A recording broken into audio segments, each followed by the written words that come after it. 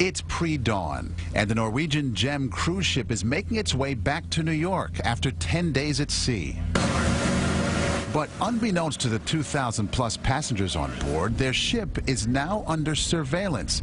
Tries one on the air. And being swept for a dirty bomb before it enters the city limits. How close do you have to be to be able to detect something when it comes to radiation? This system's very sensitive. Hundreds of cruise ships like this travel in and out of the port of New York and New Jersey each year. The cruise lines can only do so much. As they return home from foreign ports of call, Keep an eye on it. it's up to these guys, a unit within the NYPD's counterterrorism division, to escort the ships in safely and without incident. It's like the Wild West on the border. Absolutely. It's easy, one would think, to jump the boat and go do something bad.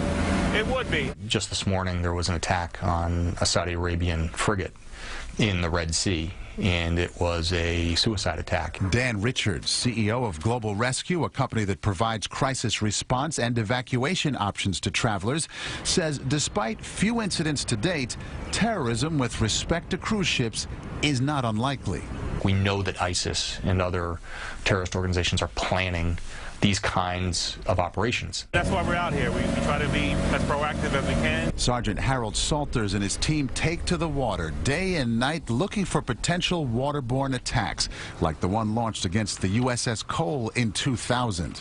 It happened in Yemen, where apparent suicide bombers blew a hole in a U.S. Navy destroyer. We're concerned about explosive-laden vessels, some sort of a possible hijacking scenario. And cruise ships aren't the only source of concern. New York Harbor is also packed with oil tankers, cargo freighters, and passenger ferries, all falling under the supervision of Salter's elite group.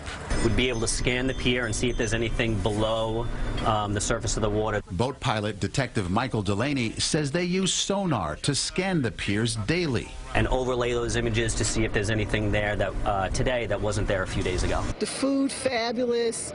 The excursions, the team, unbelievable, excellent. While all of these measures may not be top of mind for cruise ship passengers, now that they know about them, they say they certainly appreciate them. Well, that makes me feel very much secure. Also on board there with the NYPD are heavy weapons that the NYPD could not show us, but told us it would stop a suspicious vessel in its tracks.